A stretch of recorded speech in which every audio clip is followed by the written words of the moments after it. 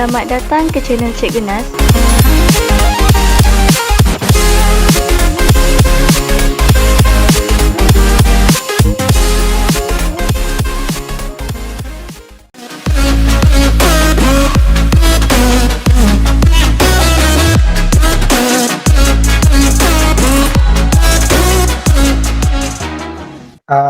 Assalamualaikum warahmatullahi wabarakatuh. Boleh dengar suara saya? Boleh cikgu.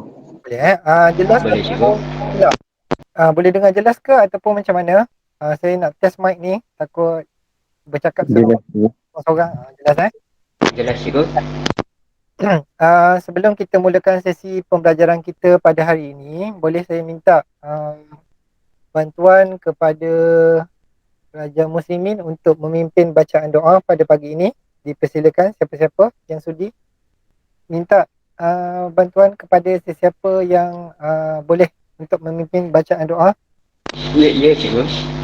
Untuk memimpin bacaan doa, boleh tak? Boleh cikgu. Okey. Baik, kita sepatutnya ada lebih kurang batch tingkatan 2, kelas Ikram 29 kan? Kelas Irsyad 31. Kelas Islah. Islah berapa ya? 28 cikgu. 28, 29, 57. Sekarang baru ada 29, baru separuh je. Okey, kita tunggu lebih kurang dalam 3 minit lagi, insyaAllah 10-5 minit kita mula. Okey, baik. Terlebih dahulu saya nak terangkan berkenaan dengan aktiviti yang akan kita laksanakan pada pagi ini. Okey, memandangkan saya semalam baru saja lepas dicerap oleh pihak Nazir Persekutuan.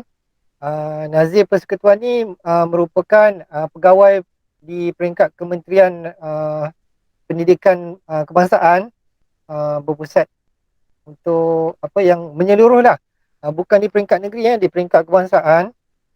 Dan saya antara orang guru yang terpilih untuk dicerap. Cerap tu maksudnya macam contoh, mungkin kelas awak semua pernah melalui pengalaman ni, mungkin tak perasan je kot. Macam kalau contoh dekat sekolah, cikgu mengajar, ada guru lain duduk di belakang. Pernah tak? Saya nak tanya kelas 2 Islah dengan 2 Ikram ni, pernah tak? Pernah cikgu. Pernah okey. Jadi situasi yang sama berlaku pada saya semalam, iaitu dua orang pegawai tersebut berada dalam kelas saya bersama dengan satu Islah.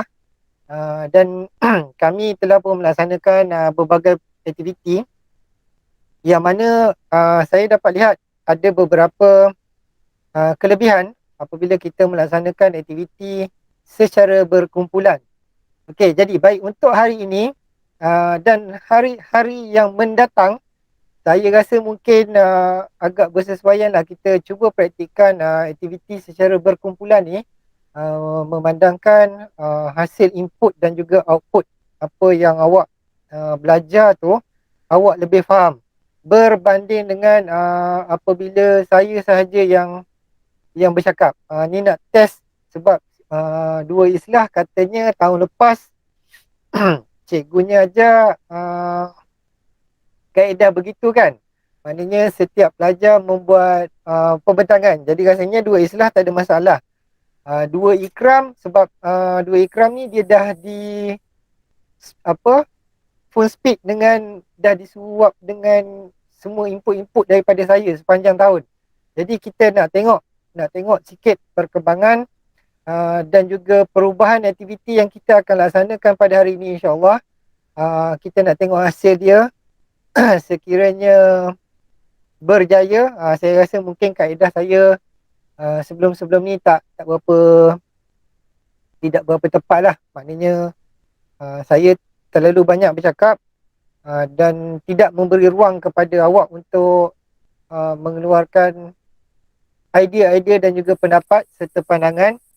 Jadi insyaAllah kita akan cuba bermula pada hari ini. Boleh jangan risau, kita dah melalui tempoh pembelajaran yang sangat lama daripada bulan Satu hari tu sampai bulan 9. Dah 9 bulan dah saya mengajar. Okey, jadi baki dia sekarang ni, saya nak dengar awak pula yang respon dalam kelas. Boleh Boleh tak kelas? Boleh. Oh, Cikgu. macam takut-takut je tu. Jangan risau. Kita belajar daripada minggu ke minggu. Tak ada masalah. Kita cuba perbaiki daripada minggu ke minggu. Tidak semestinya kata minggu ni kita bermula terus perfect, terus sempurna, tidak. Okey, sebab kita dalam proses pembelajaran, dan saya pun dalam proses belajar juga, dan kita nak gunakan satu kaedah yang baru pada hari ini. Saya minta bantuan Okey, memandangkan kita dah ada lebih kurang 35 orang sekarang, 35 orang, maksudnya dah hampir separuh. Okey, dah hampir separuh daripada jumlah yang sepatutnya hadir. Okey, jadi daripada 35 orang ni nanti, awak saya akan serahkan amanat kepada awak untuk terangkan apa benda aktiviti yang dilaksanakan pada hari ini kepada kawan-kawan yang akan masuk sekejap lagi. Boleh sebab saya terangkan, dia orang tak masuk lagi. Nanti takkan nak ulang-ulang benda tu berulang-ulang kali. Boleh? Kalau boleh tolong angkat tangan, raise your hand. Gunakan fungsi raise your hand tu sebagai tanda faham. Okey, baik. Terima kasih semua atas respon. Okey, baik. Saya nak tanya, sebab ini mungkin adalah satu benda yang baru. Okey, mungkin saya pernah terangkan pada awak semua berkaitan dengan ada satu fungsi yang dinamakan sebagai breakout room. Pernah dengar tak? Ataupun mungkin ada guru mata pelajaran lain pernah guna breakout room ni? Boleh tolong respon? Kalau tak boleh buka mic, boleh chat je. Okey, Afiq mewakili Dua Ikram, dia kata tak pernah. Betul ke Dua Ikram? Yang lain-lain? Betul cikgu. Betul, cikgu. Okay. Dua Islah macam mana? Pernah tak guna fungsi breakout room dekat dalam Google Meet ni? Boleh tak tolong respon? Tak. Tak pernah? Okey, baik. Okey. Macam tak pernah, cikgu. Macam tak pernah. Okey, tak apa. Tak ada masalah. Kita cuba hari ni sebab sebenarnya fungsi ni agak menarik. Fungsi ni untuk pengetahuan awak adalah satu fungsi yang baru diperkenalkan dekat dalam Google Meet, yang mana dia memperkenalkan satu kaedah pembelajaran secara kolaboratif dan juga kooperatif. Okey, maksud kolaboratif dan juga kooperatif ni, awak akan masuk dekat dalam room-room yang tersedia dan awak akan duduk dalam tu, awak akan berbincang sesama awak. Jadi, cikgu akan membagikan satu tajuk. Tajuk tu dah siap dah, tersedia dekat dalam room tu, mengikut tajuk kumpulan. Mengikut nama kumpulan. Dia bukan dalam tajuk dalam tu. Nanti, bila once saya dah startkan breakout room, awak semua akan terpisah. Okay. Awak semua akan terpisah, duduk dekat dalam bilik room secara maya, secara berasingan. Okay, maksudnya macam contoh, katakan hari ni kita ada pelibatan lebih kurang 40 orang. 40 orang contoh, 40 atau 50 orang lah saya ambil sebab kita lebih kurang macam tu kan. Okay, jadi kalau kata saya pecahkan kepada 10 kumpulan, nanti awak akan ada lebih kurang 5 orang dekat dalam satu grup. Okay, jadi awak akan jumpa kawan awak, 5 orang ni je. Jadi 5 orang ni akan membincangkan tajuk-tajuk yang berkaitan dengan nama kumpulan dia. Boleh faham ke? Tolong raise your hand. Saya nak tahu tanda awak faham semua. Okey, bagus. Terima kasih. Okey, Afiq kata teacher Normila pernah cakap dekat dalam GM apa tadi? Tak dapat habis baca. Kejap saya cuba baca sekejap. Dekat dalam semalam rupanya. Maknanya teacher Normila dah pernah guna ke belum? Belum lagi Tak sempat lagi? Boleh Afiq respon? Belum. Okey, baik. Tak apa. Kita cuba dengan kelas saya supaya nanti dekat dalam kelas bahasa Inggeris nanti dengan teacher Normila awak dah bersedia dah tahu dah macam mana cara nak guna. Dan nanti cikgu Normila pun terkejut. Wah, apa ni? Bagusnya kelas Dua Ikram. Tak payah saya ajar, dia dah tahu. Okey, bagus. Terbaik. Okey, jadi untuk aktiviti pada hari ini, nanti bila awak dah berpecah dekat dalam kumpulan tu, saya akan bagikan limitation masa. Okey, sebagai contohlah kata, kita akan membincangkan berdasarkan tajuk pada hari ini, iaitu 8.3. Saya lebih suka tertarik kepada tajuk yang di belakang sebab tajuk yang di belakang ni, dia memerlukan anda untuk berfikir secara kebat. Jadi tajuk-tajuk yang macam inilah sebenarnya banyak keluar dekat dalam peperiksaan. Okey, yang mana dia minta pandangan, dia minta pendapat, dia minta awak untuk menghuraikan, dia minta awak untuk menjelaskan sesuatu perkara. Jadi berdasarkan tajuk yang di belakang-belakang ni, apabila saya dapat memberikan peluang kepada awak untuk berbincang dan juga memberikan pendapat, sebenarnya dia dapat menjana idea awak secara tidak langsung. Okey, apa aktiviti kita pada hari ini? 20 minit pertama awak akan diminta untuk berbincang secara dalam kumpulan. Okey, kalau kata ada 5 orang, bincang 5 orang tu. Okey, di akhir sesi selepas 20 minit, saya nak setiap wakil daripada kumpulan ini tadi membentangkan, okey, membentangkan hasil dapatan dia kepada kita, satu kumpulan yang besar ni. Boleh faham ke? Boleh faham tak? Minta tolong respon. Kurang faham cikgu. Kurang faham. Okey, macam ni kata. Saya bagi contoh Syarif lah. Okey, katakan nanti Syarif dipecah kepada satu kumpulan. Okey, dalam kumpulan yang kecil. Katalah Syarif dapat kumpulan kesan-kesan positif terhadap pengangkutan terhadap alam sekitar. Okey, jadi dalam kumpulan tu nanti Syarif dengan bersama beberapa rakan yang lain bincang apakah dia kesan positif pengangkutan terhadap alam sekitar sesama kawan-kawan 5 orang tadi contoh sebab kita ni tak sampai 40 orang lagi mungkin dalam 4 ataupun 5 orang je lah maksimum dalam satu kumpulan. Okey, jadi nanti selepas habis tamat kelas tu, tamat sesi perbincangan dalam kumpulan, okey, saya akan panggil wakil untuk setiap kumpulan membentangkan hasil apa yang dibincangkan dalam kumpulan tadi. Okey, nanti dekat dalam kumpulan masing-masing, kumpulan yang kecil ni, awak bincang. Okey, dah habis bincang tu, lantik. Okey, Syarif kata, okey, sekarang ni kejap lagi kita akan diminta untuk membincangkan tajuk yang Cikgu Nas dah bagi berdasarkan subtajuk yang kecil tadi tu. Ya betul. Adam Arif kata presentation secara bercakap saja. Hari ni kita mula dengan lisan dulu. Sebab hari ni mungkin tak bersedia sebab kita buat aktiviti ad hoc. Ad hoc ni secara mengejut. Tak apa. Hari ni lisan je. Awak tak nak buka kamera pun tak apa. Saya tak kisah. Janji saya nak dengar pendapat dan juga apa yang awak dapat hasil perbincangan secara berkumpulan. Okey, sebagai contoh kata, saya bagi lebih kurang masa 2 minit. 2 minit maksimum untuk setiap kumpulan membentangkan hasil dapatan dia. Boleh ke? Tak lama pun 2 minit. Saya bercakap ni pun dah habis dekat hampir 15 minit dah. Boleh ke? Tolong respon. Boleh cikgu. Terima kasih. Baik. Sekarang ni kalau katalah misalnya ketua, katalah wakil ahli kumpulan tu dah menerangkan tapi tiba-tiba ada kawan lain nak tambah lagi lah. Lepas tu awak bagi tahu je dekat ruangan chat, cikgu saya nak tambah pendapat daripada contohnya Syarif. Ada mungkin Syarif tertinggal ke apa ke ataupun mungkin orang lain nak tambah maklumat tersebut. Dipersilakan, tak ada masalah. Okey, nanti saya akan panggilkan setiap wakil kumpulan tu. Wakil tu akan membentangkan kepada kita semua.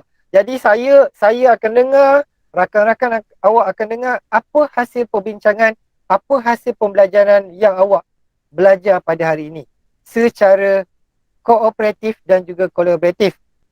Dalam masa yang sama sebenarnya kita menerapkan elemen 4C 4C tapi mungkin tak keseluruhan 4C ni, iaitu communication, critical thinking, creative dan juga kolaboratif. Kolaboratif kita akan tengok nanti awak berbincang sesama sendiri. Critical thinking kita akan gunakan sebab apa? Awak akan dapat tajuk yang mengejut. Okey, awak akan dapat tajuk mengejut. Dia lebih kurang macam apa? Perbincangan secara mengejut lah. Kita bagi satu tajuk. Nah, okey, bincang. Lepas tu awak pun kena berfikir secara critical thinking. Itu bagus sebenarnya untuk menjana kita punya ilmu pengetahuan. Okey, dah bersedia semua? Kalau dah bersedia, tolong angkat tangan. Okey, baik. Okey, terima kasih. Okey, baik. InsyaAllah pada hari ini, kita akan mulakan sesi pembelajaran kita. Okey, sebelum tu saya terangkan dahulu. Objektif pembelajaran kita pada hari ini ialah kita akan mempelajari. Okey, kita akan mempelajari dengan cara awak dapat menjelaskan, awak dapat menjelaskan kesan pengangkutan terhadap masyarakat. Okay, kesan pengangkutan yang kita dah belajar 2-3 minggu sebelum ni, saya dah terangkan kebaikan dia, saya dah terangkan sedikit kemajuan kemajuan-kemajuan pengangkutan yang terdapat di Asia. Pada hari ini awak akan menerangkan kesan. Okey, bila bercerita berkenaan dengan kesan, biasanya kita akan ada dua, kesan positif dan juga kesan negatif. Nanti nasib dah kumpulan mana yang dapat tajuk tu. Okey, kesan pengangkutan terhadap masyarakat manusia, penduduk di Asia, terhadap ekonomi di Asia dan juga alam sekitar. Alam sekitar ni menyeluruhlah, melibatkan melibatkan udara, melibatkan air dan juga melibatkan tanah. Okey, dah bersedia semua? Kalau dah bersedia, awak akan diberikan kumpulan secara random. Secara random 10 kumpulan. Jadi mungkin awak akan berada antara 2 ikram dengan 2 islah. Nasib lah. Saya tak tentukan sebab sistem ni akan jalan secara random. Jadi di sini saya sebenarnya nak cuba congkel awak untuk berkolaborasi antara kelas dengan kelas. Sebab mungkin awak tak pernah bercakap pun kan. Hari inilah peluang nak bercakap. Hari inilah Syarif berpeluang nak contoh Syarif berpeluang nak bersembang-sembang, nak bertukar-tukar pandangan dengan Intan, Kemal nak berbincang dengan Adam Haris sebagai contoh. Saya tak tahu ni sebab kumpulan daripada random ni mungkin akan ada kumpulan lelaki-lelaki semua. Mungkin ada juga campur. Jadi saya nak wujudkan awak punya kemahiran interaksi antara satu sama lain. Okey. Aktiviti ni saya bagi okey, saya nak tanya berapa lama awak nak? Saya bagi demand. Berapa lama awak nak untuk presentation ni? Sorry, bukan presentation, untuk bincang dalam kumpulan. Saya nak tetapkan masa ni. Siapa nak bagi cadangan? 20 minit cukup tak? Cukup kan 20 minit? Dah masih takut dah. Cukup ke cikgu? Cukup Okey, baik. Sekarang ni, selepas saja awak dah masuk dekat dalam room tu, awak akan perhatikan dekat bahagian atas tajuk tu, dia ada counting masa dia Counting masa dia. Cukup sahaja 20 minit, awak semua akan automatic quit daripada room tersebut dan terus akan berada balik dekat dalam Google Meet ni. Tapi jangan pula tiba-tiba nanti sebagai contoh pernah berlaku, tiba-tiba bila saya set up room ni, dia masuk dalam room. Kawan-kawan yang lain dia lambat sikit masuk. Bila dia lambat sikit masuk, dia jadi gelabah. Dia kata, kenapa aku seorang ni kan? Kenapa aku seorang? Mana yang lain? Dia pun gelabah. Dia buat apa? Dia tekan butang quit. Dia keluar. Bila dia keluar, dia tengok dekat dalam chat room utama kita ni, sebab awak semua dah keluar ni. Awak semua dah keluar. Bila awak semua dah keluar, dah tak ada orang dekat dalam Google Meet yang utama yang kita jumpa sekarang ni, secara sekarang ni, apa yang berlaku? Dah habis kot. Dia pun end call. Dia tamatkan sesi. Dia pun keluar. Dah habis kelas dah dengan Cikgu Nas. Lepas tu bila berkumpul balik 20 minit lepas tu, daripada 40 orang ni tinggal 10 orang. Mana lagi 30? 30 orang tu semua ingatkan kelas dah habis. Jangan macam tu Saya kena bagi tahu awak benda tu sebab benda ni berlaku pada kumpulan cikgu. Kumpulan cikgu-cikgu pun berlaku macam tu. Bila dia masuk dalam grup, dia ingatkan tak ada orang. Apa berlaku? Dah habis kot. Semua left. Dan sudahnya, bengkel kami tu daripada 90 orang, tinggal 40 orang hingga 50 orang je cikgu. Yang lain separuh daripada tu, semua dah left dah. Tak masuk dah bengkel tu. Jadi, agak kelakar juga kan sebab masa peserta bengkel habis. Separuh daripada bengkel tu habis, peserta dia hilang. Jadi, aktiviti pada hari tu habis macam tu je lah. Tak berjaya kan. Okey, jadi saya nak maklumkan pada awak, jangan buat perkara yang sama. Okey, saya bagi tempoh lebih kurang 20 minit. Jadi kita akan habis lebih kurang 10.40. 10.40 awak akan start memberikan pembentangan. InsyaAllah kalau tak ada penambahan daripada saya ataupun apa-apa, jam 11 kita akan tamatkan sesi pembelajaran. Boleh? Tolong angkat tangan. Boleh Okey, kalau boleh Boleh cikgu. dengan masa lebih kurang 20 minit. Okey, anda boleh mula bergerak ke room masing-masing dan pastikan berbincang sembang-sembang lah. Hari inilah saya bagi peluang berbuat-buat dengan kawan-kawan baru. Okey, baru Okey, dengan segala hormatnya saya mempersilakan anda semua keluar. Okey, masih ramai lagi ni yang tak masuk ke dalam grup ni. Tolong masuk ke dalam grup masing-masing supaya dah boleh buat perbincangan. Okey, masih ramai lagi ni dekat sini ni. Kenapa tak masuk dalam group lagi ni? Ada masih lagi yang belum masuk ke dalam group? Cikgu, Ya, saya. room tu dia auto masukkan kita ke kita kena masuk room tu?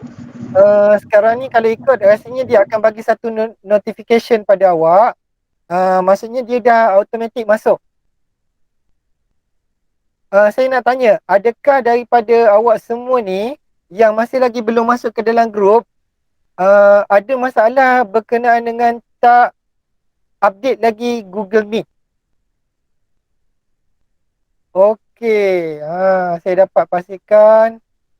Sekarang ni sekejap saya nak respon. Okey. Saya dah update cikgu. Mungkin tak update Google Meet lagi Saya tak download Dah lagi cikgu. Google Meet. Ya betul. Maksudnya awak dah kena bersedia lah ni. Maksudnya awak mula bersedia dengan download fungsi Google Meet baru ni. Tolong kemas kini. Sebab nanti bila awak dah selesai kelas dengan saya, untuk kelas-kelas dengan cikgu lain dah tak ada masalah dah. Jadi awak berpunca dengan saya lah sekarang ni. Cuba tolong download dulu Google Meet tu. Dah update cikgu? Dah update Okey, kalau dah update dah boleh masuk dalam grup tak? Tak dapat lagi. Tak dapat. Okey, sekejap. Mungkin sebab awak tak dapat buka lagi, dia jadi duduk dekat dekat luar lagi Ramai lagi ni kat luar ni. Okey. Sekejap. Adam Haris. Sebab dia ni ada satu kelemahan fungsi ni, sebab dia tak boleh nak kecilkan benda ni. Macam mana Ramai lagi ni. Syazwan Zuhal tak dapat masuk. Ria Zahra tak dapat masuk. Okey, saya respon lisan sebab nak menaik ni leceh pula. Okey, saya respon lisan kepada yang tak dapat nak masuk ke dalam group yang saya dah create tu. Ada kemungkinan awak punya Google Meet ni masih lagi belum dikemas kini. Maksudnya awak tak update lagi Google Meet ni. Okey, masa sekarang ni cuba tolong update dulu Google Meet, tapi saya dah tak boleh nak masukkan awak dekat dalam group sebab benda tu dah auto start tadi. Saya terlupa pula. Ni satu lagi kelemahan lah. Maksudnya terlupa nak maklumkan supaya awak update Google Meet. Sebab ada isu bila awak tak update Google Meet, dia tak appear fungsi breakout room tu. Boleh tengok tak dekat ruangan yang ada 3 segi tu, nanti tengok ada tak breakout room. Okey, boleh tak yang masih bersama saya dekat luar daripada grup ni, tolong respon dekat ruangan activities. Tahu tak, activities ni yang ikon ada segitiga, ada bulat, ada 4 segi sama tu. Segi 4 sama. Nampak tak? Tolong respon. Nampak cikgu. Nampak cikgu. Okey. Awak klik kat situ. Sekarang ni ada tak fungsi activities breakout room? Tak ada Boleh cikgu. tolong respon? Tak ada. Dia keluar poll dengan Q&A cikgu. Cikgu ada poll dengan Q&A je. Maksudnya awak punya Google Meet ni belum lagi di-update.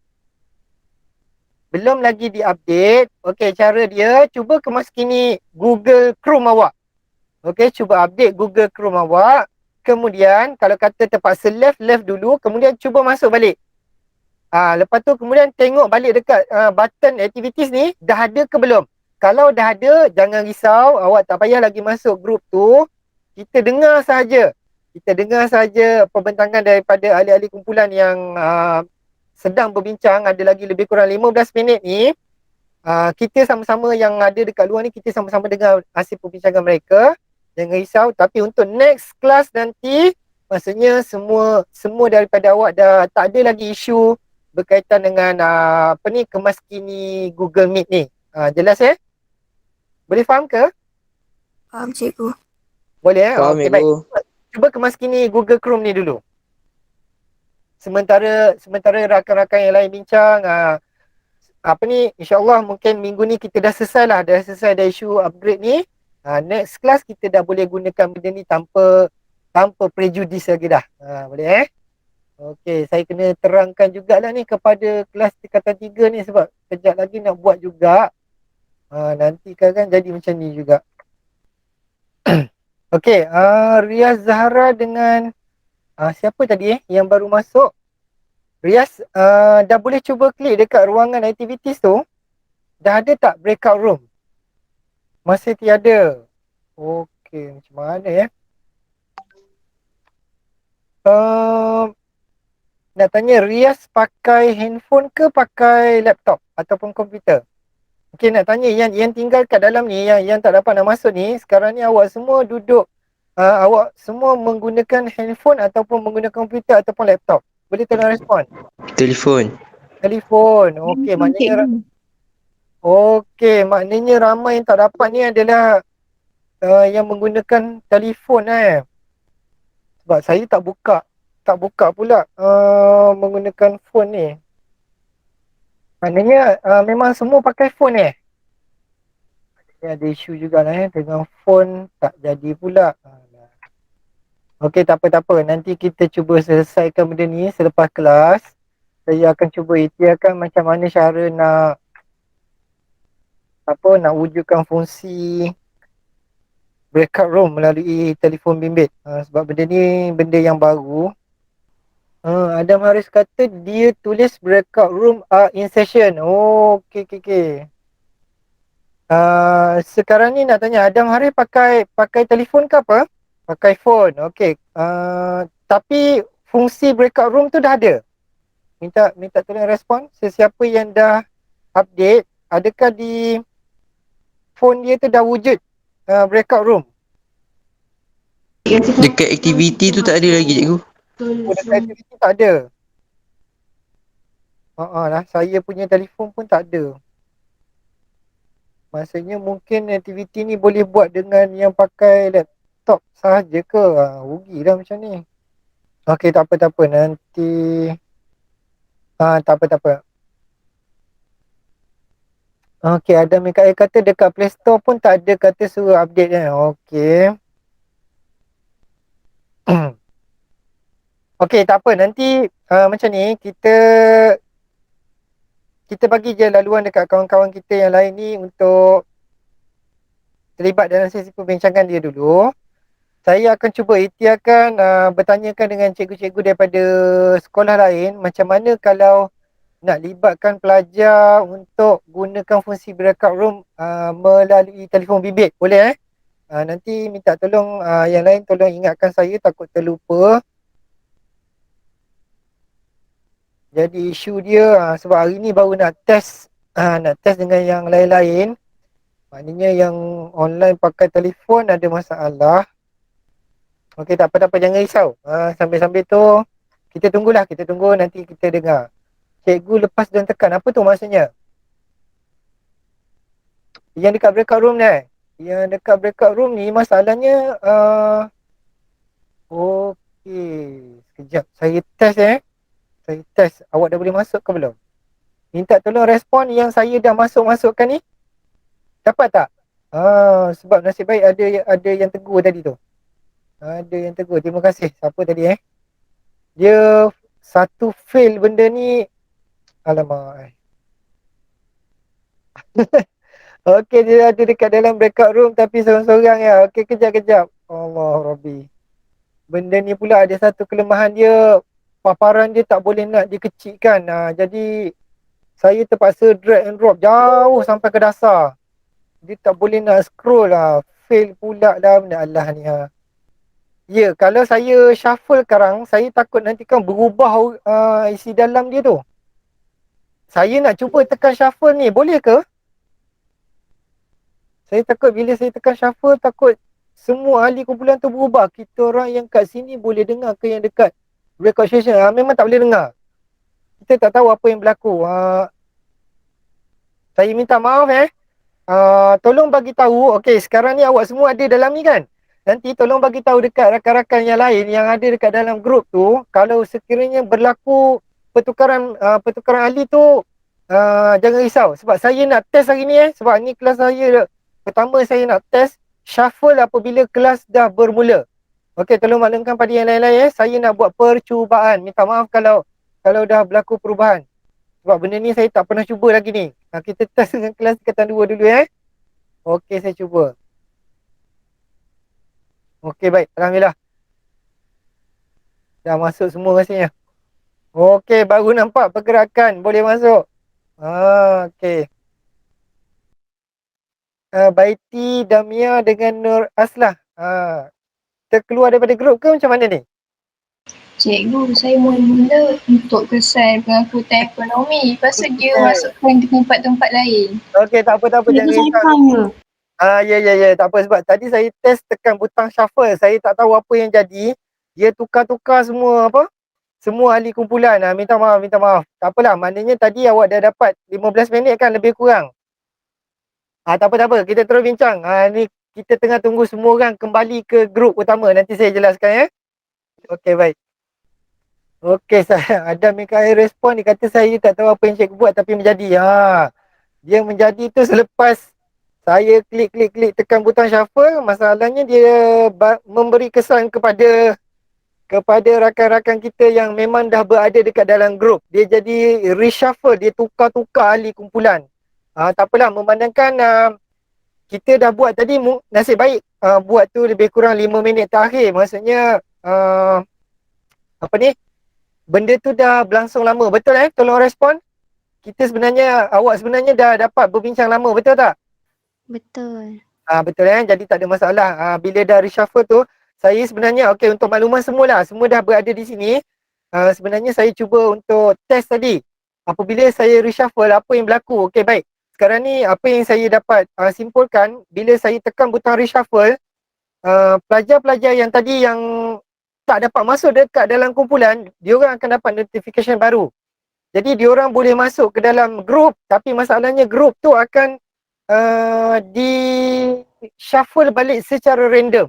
Jadi mungkin tadi dah elok-elok bincang pasal pencemaran alam sekitar, contohnya pencemaran udara, tiba-tiba terkeluar. Lepas tu jadi kumpulan lain pula. Jadi itu adalah salah satu kelemahan benda ni lah.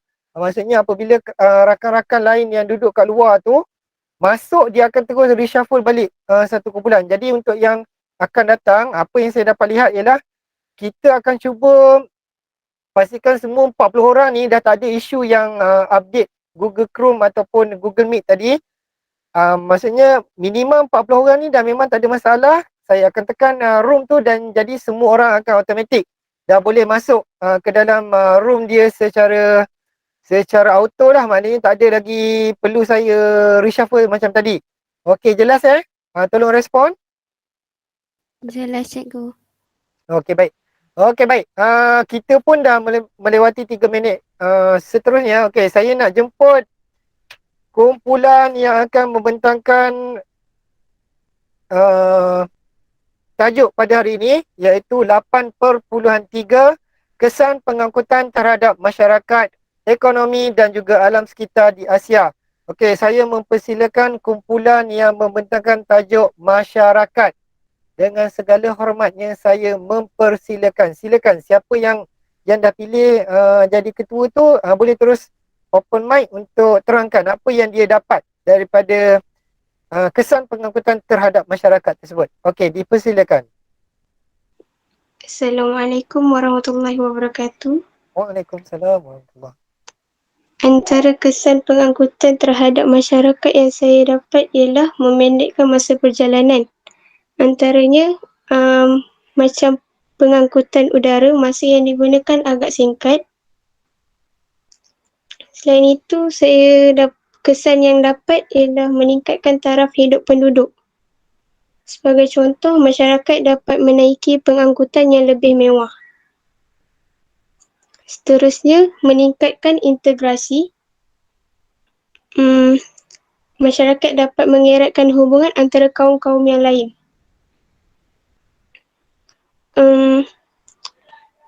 Yang keempat, meningkatkan darjah ketersampaian. Masyarakat boleh pergi di mana sahaja tempat yang lebih jauh. Yang kelima, mengurangkan kesesakan lalu lintas. Sebagai contoh, pengangkutan air dan udara, tidak perlu lalu di jalan raya dan tidak terlalu padat pengangkutannya. Akhir sekali, mewujudkan banyak peluang pekerjaan. Sektor pengangkutan menyediakan banyak peluang pekerjaan pada ramai penduduk seperti pemandu bas dan pemandu kapal terbang. Itu sahaja, terima kasih. Okey, baik. Terima kasih Akmal Zafira atas pembentangan yang cukup baik. Okey, jadi Akmal dah dapat saya nak tanya dulu, Akmal tadi seorang-seorang ke ada teman? Ada seorang. Ada seorang. Okey, nanti tak apalah. Nanti bila kita untuk next session kita dah ada group yang lebih besar, insya-Allah kita akan ada banyak lagi input-input yang lebih bermakna berbanding pada agak terhad bila berdua ni kan. Okey, tak apa. Saya nak ulas sedikit berkaitan dengan masyarakat tadi. Seperti yang Akmal dah terangkan, antara kelebihan-kelebihan dia dapat memendekkan masa. Memendekkan masanya menjimatkan kos. Dari segi kita dapat menggunakan pengangkutan yang mewah, kita dapat mengelakkan kesesakan jalan lalu lintas, seperti contoh penggunaan jalan pengangkutan udara dan juga pengangkutan air, dapat mengelakkan kita daripada tertumpu menggunakan pengangkutan darat. Okey, jadi itu sebahagianlah, saya tak ingat semua. Jadi saya nak ulas sedikit saja sebab nak bagi laluan kepada kumpulan yang seterusnya, iaitu kumpulan ekonomi. Okey, silakan. Siapa yang buat kumpulan ekonomi? Dipersilakan. Saya cikgu. Okey, baik, silakan Dalila. Kalau kesan pengangkutan terhadap ekonomi ni, pada pendapat saya hampir sama macam masyarakat. Dia memudahkan urusan sektor ekonomi dengan perjalanan dari satu tempat ke satu tempat untuk urusan-urusan perbincangan macam dia nak memajukan sektor pertanian, perindustrian dan pelacunan Okey, bagus. dan seterusnya akan ada yang sambung. Terima kasih cikgu. Okey, baik-baik. Ada yang nak sambung, silakan. Bagus kumpulan ni. Lepas tu bandar berkembang menjadi hub perdagangan seperti Tokyo, Kyoto, Nagoya dan Osaka di Jepun. Ada kain pun ada Untuk ni dapat menarik pelabur-pelabur asing untuk berdagang di sana. Okey, baik. Selain tu, pembinaan pusat rekreasi dan hotel bertaraf antarabangsa seperti Burj Al Arab di Dubai. Yang ni boleh meningkatkan ekonomi negara. Selain tu, memperkembang perdagangan domestik dan antarabangsa. Perkara ini boleh memberi kerja kepada penduduk tempatan dan kerja kepada warga asing yang menetap di situ. Selanjutnya, dapat memajukan sektor pertanian, perindustrian dan pelancongan. Untuk pertanian, pendapatan negara dapat bertambah, perindustrian banyak kilang akan dibuka dan pekerja juga akan diperlukan untuk menambahkan ekonomi negara. Kalau yang pelancongan pula, pelancong asing akan datang ke negara. Akhir sekali, pertukaran mata wang asing. Yang ni dapat tingkatkan nilai mata wang.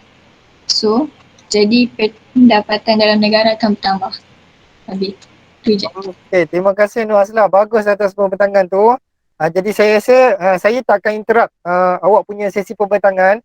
Memandangkan kita ada lebih kurang masa 10 minit je lagi. Kang, awak pun maklum kan, kalau saya bercakap nanti Kang takut sampai kumpulan kedua je. Okey, tanpa melengahkan masa, saya jemput kumpulan yang membentangkan iaitu Alam Sekitar untuk kesan positif. Silakan. Assalamualaikum warahmatullahi wabarakatuh. Antara kesan positif pengangkutan di Asia kepada alam sekitar ialah dapat mengurangkan pencemaran alam sekitar. Hal ini kerana penggunaan pengangkutan awam dapat mengurangkan bilangan kenderaan di atas jalan raya. Bila kita share kenderaan awam ni, kita dapat kurangkanlah kenderaan macam kereta ataupun motor di atas jalan raya. Jadi pencemaran udara tu dapat dikurangkanlah, dapat diminimumkan. Kalau poin kedua, perubahan landscape yang menarik, dia punya tu pembinaan sektor pengangkutan yang menarik dan mesra alam di kawasan sekitar seperti pembinaan jalan raya di atas empangan. Tidak memusnahkan hutan dan dapat menjimatkan kos kerana tidak perlu membelanjakan wang untuk menebang pokok-pokok. Ia juga dapat mewujudkan keunikan dan identiti serta nilai estetika sesuatu pembinaan sektor pengangkutan. Itu saja daripada saya. Okey, terima kasih kepada Nur Arinatul Wafa atas pembentangan. First time saya dapat dengar suara-suara semua ni. Rupanya cukup menarik suara-suara ni Okey, baik, terima kasih. Seterusnya kita pergi kepada kumpulan alam sekitar untuk kesan negatif yang pertama iaitu pencemaran. Pencemaran apa ni? Alamak, saya tertutup buku pula tadi. Boleh siapa-siapa nak respon? Pencemaran bunyi. Pencemaran bunyi. Okey, silakan. Pencemaran bunyi. Ada tak wakil pencemaran bunyi? Assalamualaikum warahmatullahi wabarakatuh. Waalaikumsalam warahmatullahi. Okey, silakan Dai. Tak berapa jelas Dai. Tengah cikgu. Okey, jelas. Baik. Silakan. Kesan negatif pengangkutan dari segi pencemaran bunyi adalah mampu mengganggu keselamatan penduduk. Okey. Bunyi yang kuat dihasilkan oleh kapal terbang, kereta api dan juga lori atau kereta mampu mengganggu ketenteraman penduduk yang tinggal berdekatan dengan jalan raya dan juga lapangan terbang. Okey, baik. Pencemaran bunyi juga mampu menyebabkan beberapa penyakit seperti darah tinggi, stres dan juga gangguan tidur. Okey, betul. Dan kesan pencemaran bunyi ni biasanya dialami oleh kanak-kanak. Okey, baik. Sekian, terima kasih. Okey, terima kasih. Okey, terima kasih atas pembentangan berkaitan dengan pencemaran bunyi daripada kumpulan Dai.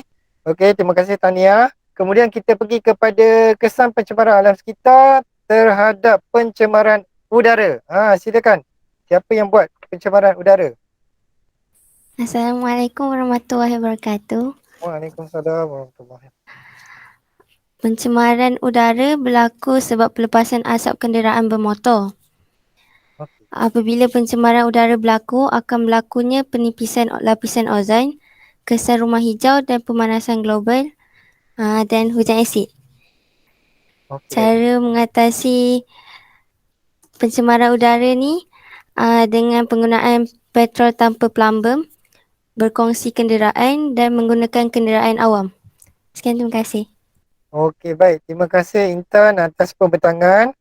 Intan dah dapat nyatakan sekali dengan kesan dan juga langkah-langkah pencegahan dia. Okey, terima kasih Intan. Seterusnya kita pergi kepada kumpulan alam sekitar, pencemaran tanah, pencemaran air. Ada tak pencemaran air? Pencemaran air ni berlaku sebab aktiviti manusia sendiri. Okey. Antaranya sebab tumpahan minyak daripada kapal yang boleh menyebabkan kepupusan hidupan akuatik. Selain itu, sampah serap dan bahan kumbahan, pokok-pokok yang ditebang untuk tujuan komersial juga boleh menyumbang kepada pencemaran air. Kilang-kilang yang dibina di tepi sungai, pembuangan baja dan racun perosak kimia dari kawasan pertanian juga boleh menyebabkan pencemaran air. Ada lagi Nurul Madiha? Tak ada, cikgu. Ada. Okey, terima kasih atas pembentangan. Okey, ni antara isu-isu yang pembuangan air ni, apabila kita dapat lihat macam contoh tadilah yang diterangkan, iaitu tumpahan minyak, dan sebenarnya tumpahan minyak tu hanya sedikit saja. Sedikit ni maksud dia sedikit dari segi, bukan sedikit kuantiti dia, sedikit daripada isu dia. Yang banyaknya adalah pembuangan sisa domestik daripada kilang itu sendiri. Okey, masuk ke dalam longkang dan juga ke dalam sungai. Dari segi kata nak tumpahan minyak tu tak adalah berlaku setiap hari kan. Tak adalah kapal lalu dekat laut hari-hari tumpah minyak, tidak. Dia jarang-jarang berlaku, tapi kesan dia kita nampak yang secara skala besar. Cuma pencemaran air yang berlaku tadi saya nak ulas sebab takut nanti awak tak nampak macam mana Yang berlaku banyaknya ialah apabila kilang-kilang ni mereka membuangkan sisa-sisa domestik tu. Minyak, lepas tu semua bahan-bahan yang tak digunakan dia orang hanyutkan melalui sungai. Itu cara langkah mereka paling senang lah nak senangkan hidup dia. Jadi dia ambil langkah paling, kita bukan kata langkah paling proaktif, langkah paling memudahkan diri dia orang lah. Maksudnya dia buang je semua minyak, bahan kimia, racun terus ke dalam sungai dan menyebabkan kehidupan akuatik musnah. Okey, baik, itu ulasan daripada saya. Sekarang saya nak jemput ada 3 kumpulan yang dapat tajuk kesan pengangkutan terhadap kesan pengangkutan di 3 buah negara, iaitu saya jemput kesan pengangkutan di Jepun. Silakan. Assalamualaikum warahmatullahi wabarakatuh. Antara kesan di Jepun ialah meningkatkan taraf hidup penduduk.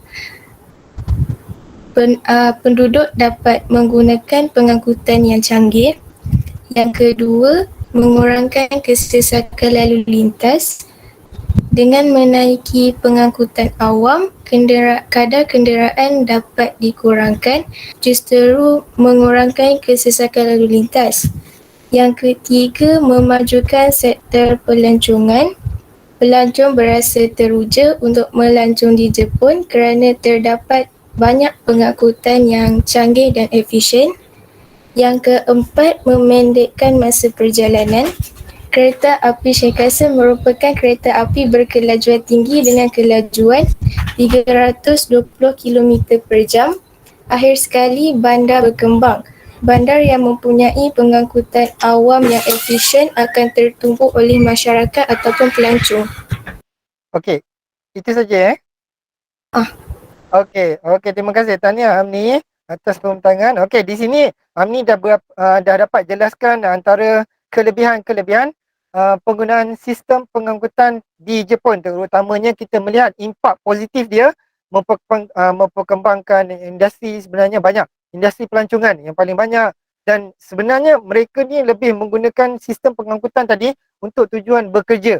Jadi kita dah dapat lihat bagaimana negara-negara yang maju ini mereka memanfaatkan sistem pengangkutan. Dalam masa yang sama, mereka dapat mewujudkan persekitaran yang lestari. Okay, kalau dekat Malaysia, kita tengok dekat Malaysia ni terjadinya begitu banyak kesesakan lalu lintas. Tak kira lah dekat semua bandar-bandar utama kita ni berlaku kesesakan lalu lintas. Yang mana kita sekarang ni pun, kerajaan kita sedang berusaha untuk menyediakan kemudahan infrastruktur. Contohnya menyediakan train-train masuk ke bandar. Maksudnya inisiatif ini adalah untuk kita nak mengelakkan jumlah pengangkutan yang begitu banyak masuk ke dalam satu-satu kawasan. Tapi seperti yang kita dapat lihat, nak bina, nak sediapkan benda tu mengambil masa yang sangat-sangat lama. Sebab kita kat Malaysia ni, masyarakat kita tak bekerja seperti di Jepun. Di Jepun ni, dia akan cuba usahakan siapkan benda tu dalam tempoh yang cukup singkat. Kalau dekat Malaysia ni, ya Allah, dia punya tahap lama dia tu. Kalau awak masuk tingkatan 1, tingkatan 5 keluar BHSPM, projek tu tak siap-siap lagi. Sebab apa? Banyak benda. Politik, ekonomi, lepas tu masalah kesesakan tu sendiri. Jadi nak tunggu dapat rasa keistimewaan benda tu memakan masa yang sangat-sangat lama. Okey, baik. Saya dah terangkan sedikit dan benda ni adalah yang sama lebih kurang dengan 2 lagi kumpulan yang akan membentangkan, iaitu kesan pengangkutan terhadap negara bandar di Dubai. Silakan. Okey, ada yang tertinggal. Okey, tak apa-apa. Nanti tolong ingatkan. Siapa tadi yang ada satu lagi grup di Dubai, ada tak? Boleh tak tolong respon? Ada lagi 2 kumpulan kesan pengangkutan. Yang pertama tu tadi dekat Jepun, yang kedua ada di China. Satu lagi siapa? Boleh tolong respon tak? Sebab dekat paparan saya. Ya, saya cikgu. Syaril, kumpulan yang mana? Dubai Ya, kesan pengangkutan di Dubai. Okey, baik, silakan. Jadi kesan pengangkutan di Dubai. dia terima 10 juta orang pada 2013. Sebanyak 78 juta dianggarkan menggunakan sistem penerbangan di Dubai. Bandaraya Dubai pula ada 2 juta orang disebabkan pelancongan. Tetapi kesesakan lalu lintas berlaku juga, terutamanya waktu pagi dan senja. Lebih daripada 200 kilang beroperasi di kompleks Jabal Ali di Dubai yang merangkumi pelabuhan laut dalam zon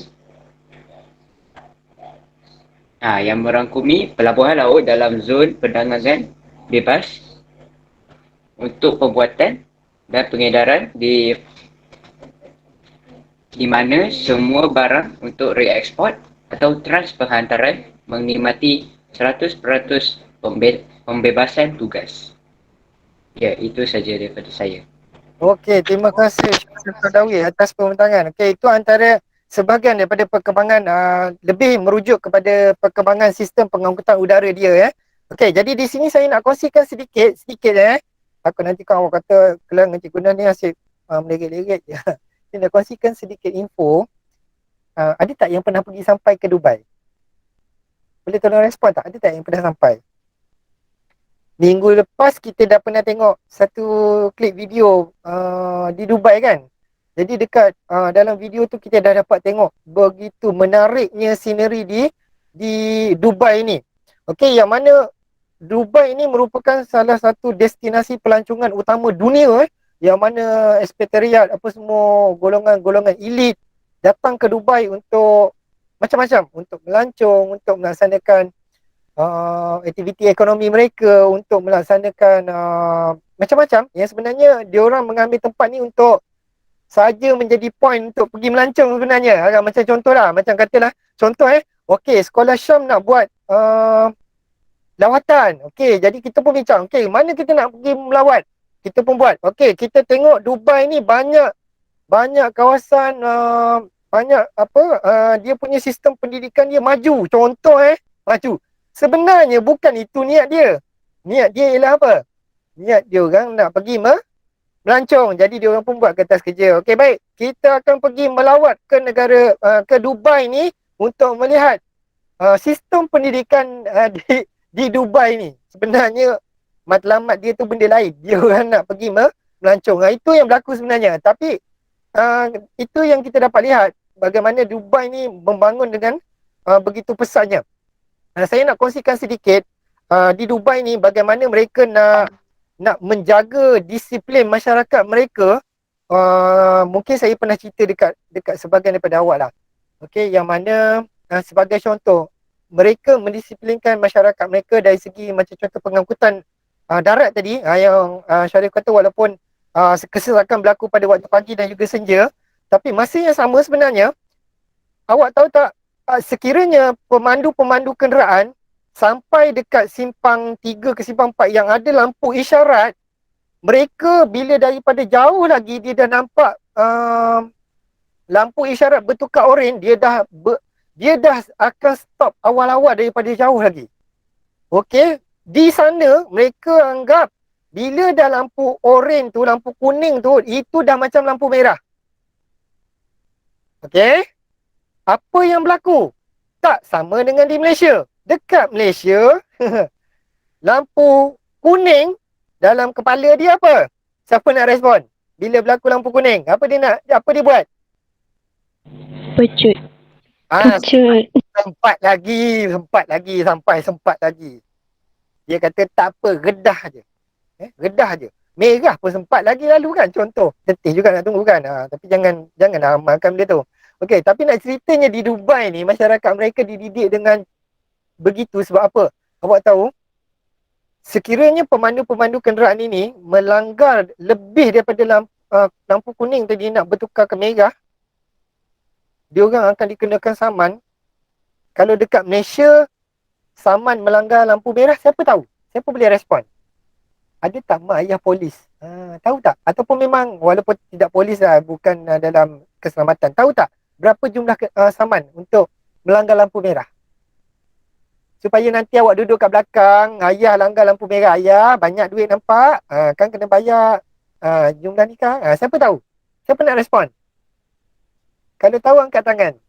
Kau memang seorang pun tak tahu, tak pernah ambil tahu. Boleh respon tak?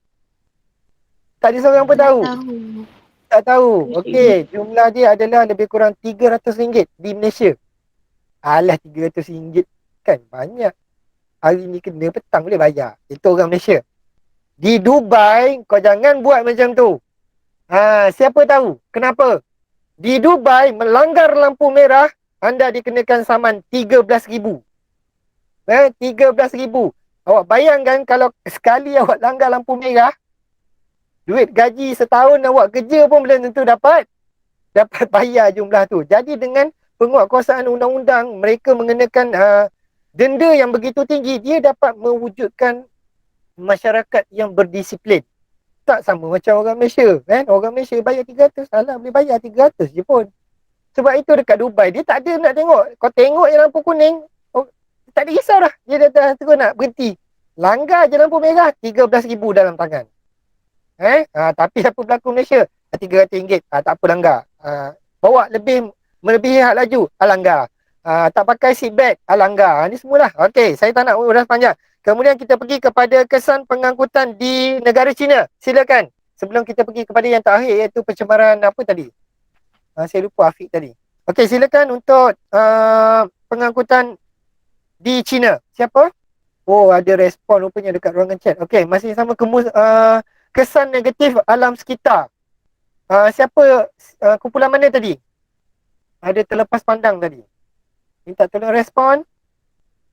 Kesan negatif terhadap alam sekitar ataupun dah buat pembentangan. Yang masih bersama saya, tolong angkat tangan. Risau, ada. Ataupun kumpulan ni tak wujud tadi ni. Okey, tak apalah, kita anggap saya terangkanlah. Okey, untuk kesan negatif alam sekitar. Okey, kesan negatif alam sekitar ni kita lihat dari segi perkembangan pengangkutan, antaranya di Tokyo, Beijing, Shanghai dan juga Osaka. Okey, di negara-negara besar seperti ini, mereka terpaksa mengorbankan alam sekitar yang ada. Sebagai contoh, bila mereka nak bina laluan jalan kereta api laju, bila mereka nak bina macam contoh di Hong Kong, bagaimana mereka cuba nak mengelakkan daripada kemusnahan alam sekitar. Ingat lagi tak pada minggu lepas, mereka bina lapangan terbang dekat atas dasar laut. Jadi dekat negara-negara seperti contoh di China, di Jepun, mereka terpaksa korbankan alam sekitar mereka untuk bina landasan jalan kereta api, untuk membina jalan raya dan sebagainya. Jadi kesan negatif dia ialah kita dapat lihat kemusnahan alam sekitar berlaku. Seperti sama juga dekat di Malaysia sebenarnya. Yang mana kita nak bina jalan raya tu, kita terpaksa korbankan hutan. Nak bina lebuh raya Lekas, nak bina lebuh raya Pantai Timur, nak bina lebuh raya Elite dan sebagainya. Semua lebuh raya lah kita terpaksa korbankan sesuatu. Di sinilah awak boleh kaitkan nanti dengan kemusnahan flora dan fauna. Tu ayat paling klise lah.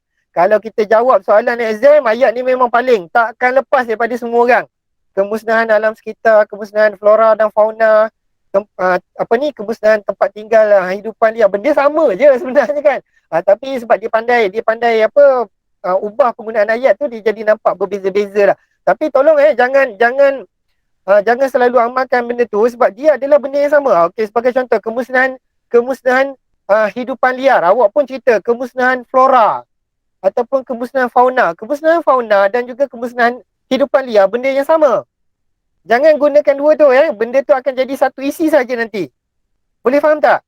Tolong respon, angkat tangan. Boleh faham Kemusnahan flora. Contohnya awak kata, okey, kemusnahan pokok dekat pokok yang ditebang dekat dalam hutan. Benda tu adalah benda yang sama. Jangan ulang-ulang benda yang sama. Nanti dia akan, dah banyak dah aku bagi ni, dah 4 poin ni. Sebenarnya baru 2. Jadi awak takkan dapat markah penuh. Nanti awak pun akan, cikgu saya dah bagi 4, kenapa cikgu terima 2 je? Awak kena jelas sebenarnya yang 4 yang awak bagi tu, 2 tu adalah benda yang sama.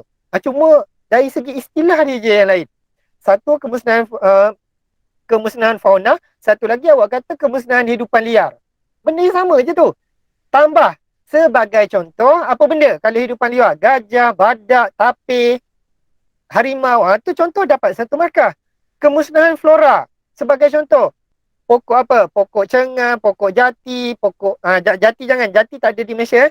Pokok cengar, pokok keruing, pokok balak. Contoh, awak dapat satu markah. Senang je, simple. Tapi jangan awak ulang-ulang benda yang sama. Okey, itu daripada kesan negatif terhadap alam sekitar. Okey, saya nak respon tadi. Afiq kata, cikgu bukankah masyarakat di Dubai kaya? Ya. Memang mereka adalah masyarakat yang kaya, tapi yang kaya lah. Yang miskin tetap miskin. Saya tak nak ulang panjang lah. Kalau kau tanya, cikgu mana tahu cikgu dah pernah sampai ke tidak. Okey, saya cerita berdasarkan pembacaan dan juga perkongsian pengalaman daripada internet je lah. Jangan habis sampai situ je. Okey, baik. Sebenarnya kita dah selesai, cuma ada satu je tadi yang tak tahu siapa yang terangkan berkaitan dengan pengangkutan di China. Saya tak berniat panjang untuk sambung sebab saya nak bersedia untuk kelas tingkatan 3 selepas ini. Okey, alhamdulillah kita refleksi apa yang kita dah belajar pada hari ini. Tahniah sangat-sangat kepada anda semua. Cukup-cukup sporting, cukup-cukup spontan. Awak dapat laksanakan tugasan ini dengan begitu baik. Dengan masa 20 minit. Saya tak perlu lagi nak tunggu-tunggu. Okey, silakan awak terus spontan untuk membuat pembentangan. Sangat-sangat bagus. Saya pun kecewa dengan diri saya sendiri. Sebab rupanya sebenarnya selama hari ini awak memang cukup-cukup berbakat untuk menyampaikan maklumat. Dan mungkin salah juga untuk saya sebelum ni selalu sentiasa bercakap dalam kelas kan. Jadi bila kita bagi buka ruang ni, rupanya Angkatan 2 ni banyak juga banyak juga dia punya info-info yang disampaikan. Okey, tahniah semua. Saya ucapkan terima kasih sekali lagi. InsyaAllah kita jumpa pada minggu hadapan. Ada sebarang soalan? Boleh tanya. Kalau tak, kita dah boleh nak tutup sesi kita selepas ni. Ada soalan tak? Kalau tak ada soalan, angkat tangan. Tak ada, cikgu. Okey, baik. Kita refleksi apa yang kita dah belajar pada hari ini. Okey, baik. Alhamdulillah kita dah pun selesai. Kita dah selesai habis bab yang ke-8 dah hilang dah. Saya fikir lagi dah bab 8 ni iaitu berkenaan dengan pengangkutan di Asia. Khususnya kita dah belajar dulu jenis-jenis pengangkutan, lokasi-lokasi pengangkutan. Saya refleksi secara keseluruhan. Kita dah belajar berkenaan dengan taburan lokasi pengangkutan, dan yang terakhir pada hari ini, kesan-kesan pengangkutan terhadap masyarakat, alam sekitar dan juga ekonomi di Asia. Okey, saya harap kita dah berjaya selesai bab ni. Jadi tak ada apa lagi untuk kita bawa ke hadapan nanti. Kita akan masuk kepada tajuk yang baru insya-Allah selepas cuti pada minggu hadapan. Kalau tak ada apa-apa, insya-Allah kita jumpa selepas ini. Kita tutup sesi kita dengan tasbih kafarah dan juga surah Wa'as. Subhanallah. Bismillahirrahmanirrahim. Wal as innal insana lafi khusr illa allazina amanu wa amilus solihat wa tawassaw bil haqq wa tawassaw bis sabr. Okey, baiklah. Assalamualaikum warahmatullahi wabarakatuh. Terbaik semua. Tahniah. Waalaikumsalam warahmatullahi wabarakatuh. Terima kasih. Terima kasih, cikgu. Ya, sama-sama. Baik, terima kasih cikgu. Jumpa minggu depan insya-Allah. InsyaAllah minggu depan jangan jumpa ya. Kita jumpa minggu depan. Oh, wah, lupa pula. Astagfirullah. Jumpa nanti insya-Allah. InsyaAllah. Jaga diri semua ya. Boleh cikgu. Terima kasih. Ya, sama. Terima kasih cikgu.